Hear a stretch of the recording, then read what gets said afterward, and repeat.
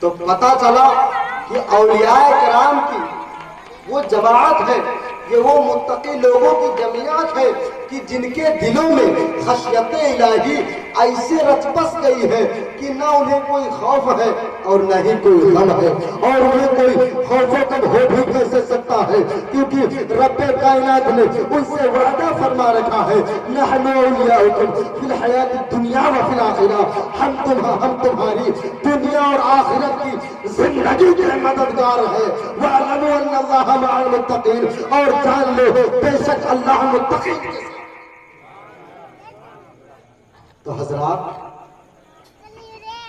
جس کا دنیا اور آخرت میں حامی و ناصر اور مددگار رب تبارک و تعالی ہو، اسے کوئی خوف و غم کیسے ہو سکتا؟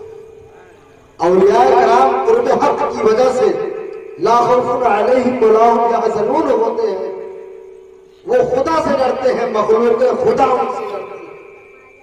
کیوں؟ کیونکہ وہ اس ایک سے ڈرتے ہیں، اسی لیے ہر ایک سے نہیں ڈرا کرتے ہیں، اور ہم لوگ اس ایک سے نہیں ڈرتے ہیں تو ہر ایک سے ڈرا کرتے ہیں۔ اور میرے آقا صلی اللہ تعالی علیہ وسلم ارشاد فرماتے ہیں کہ رب تبارک و تعالیٰ کا فرمان علی شان ہے، من عاد لی ولیا فقد اذنتہ بالحرب، جس نے میرے ولی کے ساتھ دشمنی رکھی، دشمنی کی میں اس سے اعلان جنگ کرتا ہوں، میں اس کے ساتھ اعلان جنگ کرتا ہوں، کیونکہ اولیاء کرام کو اپنا دوست سمجھ کر رب تبارک و تعالیٰ ان سے دشمنی کرنے والوں سے اعلان جنگ فرما رہا ہے۔ تو اب کوئی بھی عقل مند انسان اولیاء کرام سے دشمنی نہیں رکھے گا۔ اب جو لوگ اولیاء کرام کی شان میں زبانی طعن دراز کرتے ہیں، ان کی شان میں گستاخیاں کرتے ہیں، ان کو اپنے گریبان میں منہ ڈال کے سوچنا چاہیے کہ اولیاء کرام سے دشمنی ان کو جہنم کے کس مقام پر لے جائے گی۔ ایسے ہی مقام پر سرکار اعلیٰ حضرت عظیم البرکت فاضل بریلوی رضی اللہ تعالی عنہ ارشاد فرماتے ہیں کہ عقل ہوگی تو خدا سے نہ لڑائی لیتے، یہ گھٹائے اسے منظور بڑھانا، یہ گھٹائے اسے منظور بڑھانا تیرا۔ اولیاء کرام وہ نفوس قدسیہ ہے کہ جن کے قوتوں کا اعتراف، جن کے طاقت کی تعریف، تو ان کا سب سے بڑا دشمن یعنی ان شیطان الانسان عدو مبین، جو انسانوں کا کھلا ہوا دشمن ہے شیطان لعین، وہ بھی اولیاء کی طاقت کی تعریف کرتا ہے، وہ بھی اولیاء کرام کی طاقت کو مانتا ہے، کیونکہ جب توبہ لعنت ڈال کر بارگاہ سمدیت سے ابلیس کو بھگایا گیا تو اس نے کہا قال فبعزتک لأغوینہم اجمعین الا عبادک منہم المخلصین، تیری عزت کی قسم میں ان سب کو ضرور گمراہ کروں گا مگر جو تیرے چنے ہوئے بندے ہیں۔ یعنی شیطان بھی یہ تسلیم کرتا ہے کہ صالحین مخلصین لوگوں پر میرا داؤ نہیں چلے گا، میرا مکر و فریب نہیں چلے گا۔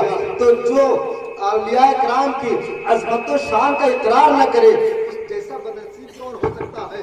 کیونکہ اولیاء کا سب سے بڑا دشمن مسلمانوں کا، مومنوں کا سب سے بڑا دشمن شیطان بھی ان کی طاقت کی تعریف کرتا ہے کہ میں ان لوگوں پر اپنا دھاؤ نہیں چلا سکوں گا، میں ان لوگوں کو راہ راست سے دور نہیں کر سکتا ہوں۔ تو میں کہتا ہوں کہ کسی مرد درویش کے دامن سے وابستہ ہو جاؤ، کسی مرد حق کے دامن کو پکڑ لو اور پھر مستی میں تھوڑ کر کہو کہ میں نے شراب پی لی ہے، تیرے در سے جو ملی ہے، ورنہ یاد رکھو قرآن پاک میں ارشاد ہے وَمَن يُضْلِلْ فَلَن تَجِدَ لَهُ وَلِيًّا مُرْشِدًا، اور وہ جسے گمراہ کرے بس تم اس کے پاس کوئی ولی مرشد نہ پاؤ گے۔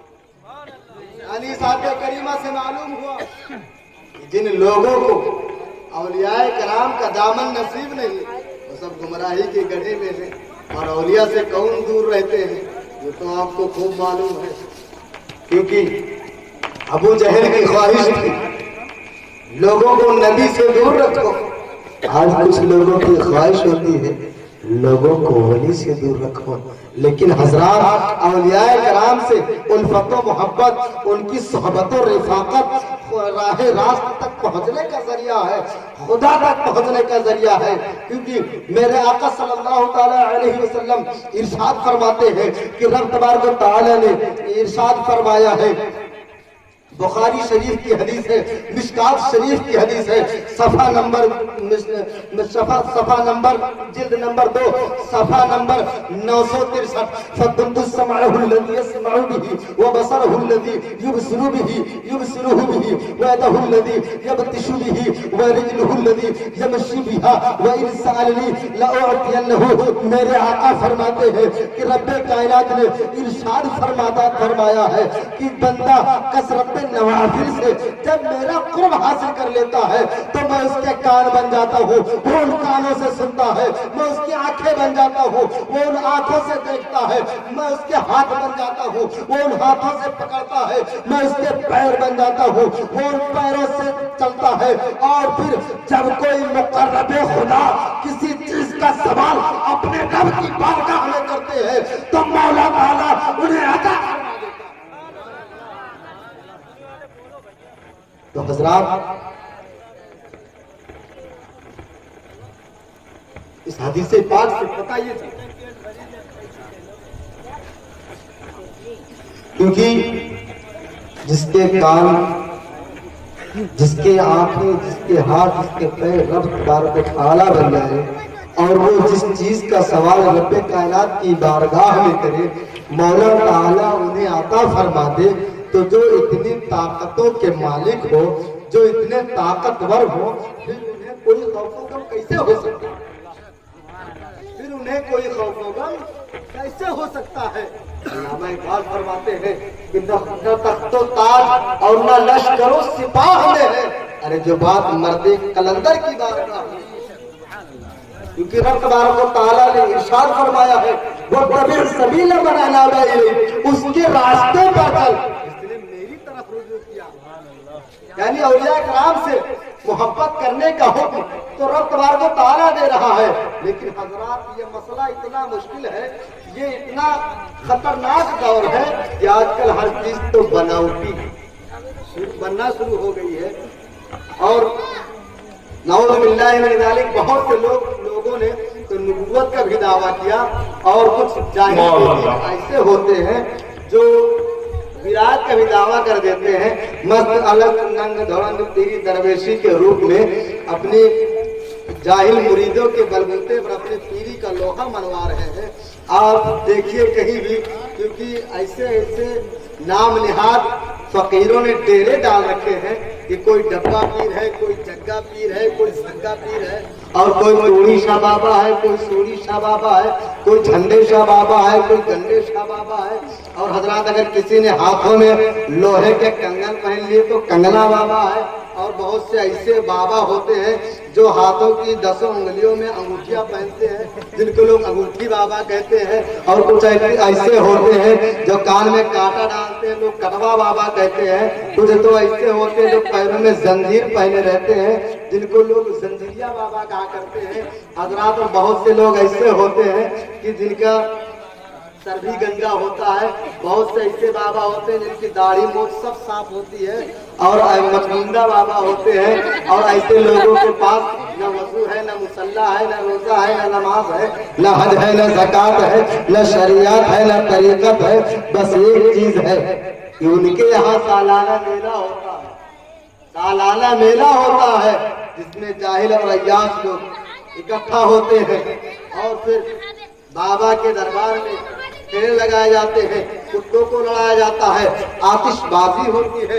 اس سے نہ پیر صاحب کے پیری میں کوئی فرق ہوتا ہے، نہ مریدوں کے عقیدے میں. تو حضرات ان جاہل پیروں سے زیادہ گنہگار تو مرید صاحبان ہیں جو ان کی غیر شرعی باتوں کو حقیقت کہتے ہیں. ایسے ہی کسی مرید کا قصہ ہے کہ اس نے ایک مولوی صاحب سے اپنے پیر کی بڑی خوبیاں بتائی، بڑی تعریف کی. تو حضرت نے کہا یہ بتاؤ کہ اپنے پیر صاحب کی کوئی ایسی کرامت بتا دو جس سے میں بھی ان کو چاہنے لگوں. تو کہا میری پیر کی کرامت کیا پوچھتے ہو، بس مجھ سے ایک چھوٹی سی بات سنو کہ 12 سال سے میرے پیر صاحب کا وضو نہیں ٹوٹا ہے. تو مولوی صاحب نے کہا صحیح کہہ رہے ہو، کیونکہ وضو ٹوٹتا اس وقت میں جب کسی نے کیا، جب تمہارے پیر صاحب نے وضو کیا ہی نہیں تو छूटेगा कहाँ से? तो जब उलमाए करम ऐसे लोगों का तारुफ आवाज में करवाते हैं तो अपने मुरीदों को इस तरह तसल्ली देते हैं कि देखो मौलवी तो शरीयत वाले हैं और हम हकीकत वाले हैं कि हमारे जैसी नमाज नहीं पढ़ सकते, कि हमारी जिंदगी को नहीं समझ सकते। हजरात कहते हैं ना नेती ना कजा खेती, क्योंकि हमारी तरह थोड़ी कोई काम कर सकते हैं। और लोग कहते हैं कि उलमा दरवेशों के मुखालिफ होते हैं, ये सरासर धोखाबाजी और अय्यारी है। क्योंकि आपने अक्सर देखा होगा कि उलमाए कराम तो औलियाए कराम के कदमों से लगे रहते हैं, उनकी तारीफें करते हैं, उनकी तारीफ करने को अपने लिए बाइसे